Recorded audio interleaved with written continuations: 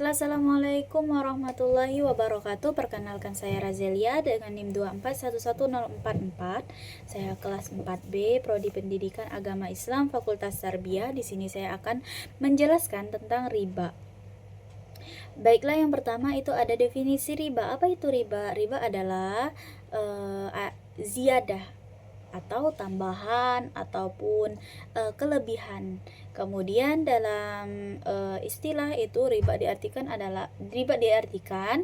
sebagai proses transaksi yang memiliki kelebihan atau mengharuskan adanya kelebihan ataupun tambahan dalam pembayarannya, baik itu dalam proses transaksi jual beli, cash maupun yang lainnya. Nah, kemudian ada macam-macam riba. Macam-macam riba ini ada 4. Yang pertama itu riba qorot. Riba qorot itu adalah riba yang terjadi pada saat pinjam meminjam. Jadi pada saat pinjam meminjam itu dia disyaratkan pada saat pengembaliannya itu akan ada tambahan bayarannya.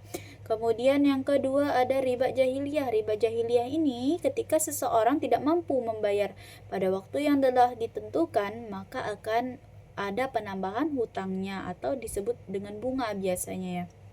Kemudian yang ketiga itu ada riba fadl. Riba fadl ini terjadi pada saat kita melakukan transaksi dengan menukarkan barang yang sejenis tapi takarannya itu berbeda.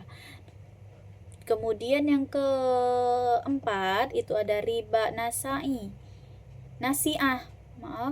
Jadi riba nasi'ah ini adalah riba penundaan waktu. Jadi ribanya itu dilakukan dengan penundaan waktu tetapi memiliki tambahan ataupun kelebihan pada saat membayar hutang tersebut. Nah, kemudian apa dasar-dasar hukum riba? Jadi, riba ini sangat-sangat diharamkan dalam Islam. Jadi, yang pertama itu dasar hukum riba itu memang haram adanya. Yang mana disebutkan di dalam Al-Qur'an itu Allah menyatakan bahwasannya Allah itu menghalalkan jual beli dan mengharamkan riba. Kemudian yang kedua di dalam hadis juga bahwasanya Rasulullah mengharamkan riba karena dapat merugikan salah satu pihak. Kemudian para ijma juga melarang akan adanya riba karena juga dapat merugikan pihak yang lainnya. Kemudian tadi macam-macam riba sudah. Kemudian riba dalam perspektif Islam. Jadi yang keempat adalah riba dalam perspektif Islam. Jadi seperti yang saya jelaskan tadi, sebagaimana Islam itu mengharamkan adanya riba karena yang mana di dalam Al-Qur'an juga sudah disebutkan bahwasannya Allah mengharamkan riba dan menghalalkan jual beli. Begitupun Rasulullah juga mengharamkan riba karena akan merugikan salah satu pihaknya.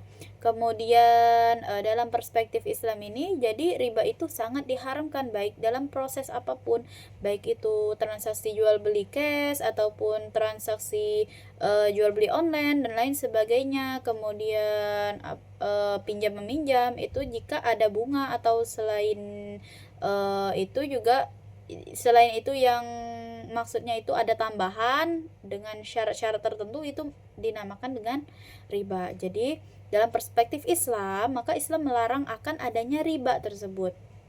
Kemudian praktek riba dalam masyarakat modern. Praktek riba dalam masyarakat modern ini banyak sekali. Misalkan tadi jual beli, dalam proses jual beli, ketika misalkan penukaran barang tadi, misalkan menukar misalkan emas atau perak itu. Nah, ketika menukar barang yang sejenis tapi takarannya itu berbeda, maka kelebihan yang tadi dinamakan dengan riba. Jadi menukar itu kalau misalkan dia barangnya sejenis kemudian takarannya itu beda, maka takaran yang lebih itu dinamakan riba. Kemudian juga dalam praktek modern ini seringkali terjadi pada pinjam kredit. Kemudian ada pinjaman online, pay later, dan lain-lainnya. Nah, itu banyak sekali praktek riba yang dilakukan pada masyarakat modern saat ini. Kemudian riba dalam perbankan. Jadi riba dalam perbankan ini seringkali terjadi itu adanya bunga dalam proses peminjaman.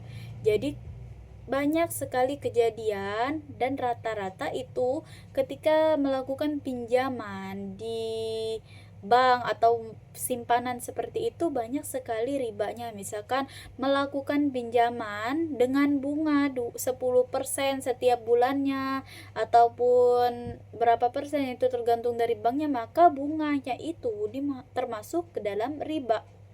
Karena apa?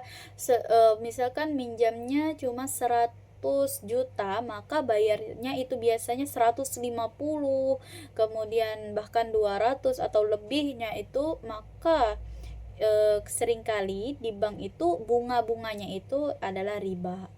Kemudian juga ada riba dalam kredit ya, dalam proses kredit, dalam transaksi kredit juga seringkali adanya riba.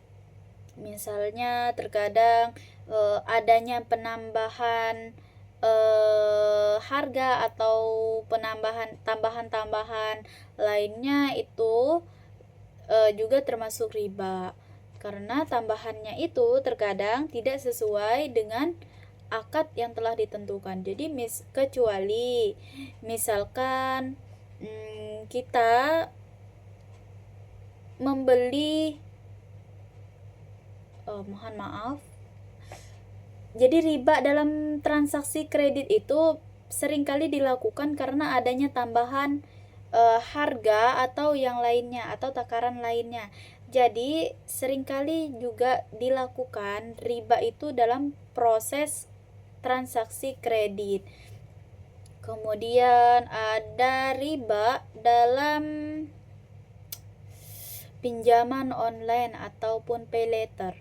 Jadi riba dalam zaman kita yang sekarang ini banyak sekali proses pinjaman online karena untuk memudahkan kita dalam memperoleh dana, kemudian membayar cicilan dan lain sebagainya, karena juga dibantu oleh teknologi yang berkembang pesat pada saat ini. Nah, seringkali pada zaman sekarang ini adanya pinjaman online yang memiliki bunga. Bahkan dengan rayuan itu kadang 2% bunganya per bulan. Walau sedikit apapun yang namanya ada bunga, maka itu termasuk ke dalam riba. Jadi bunga dalam proses transaksi itu adalah riba. Jadi pinjam meminjam dalam proses dalam proses transaksi itu termasuk riba, baik itu pinjamannya secara langsung ataupun secara online. Mungkin hanya itu yang bisa saya sampaikan, kurang lebihnya saya minta maaf apabila ada salah kata dan apabila ada salah penjelasan, saya mohon diluruskan kepada Bapak, mohon koreksinya. Baiklah, saya akhiri. Wassalamualaikum warahmatullahi wabarakatuh.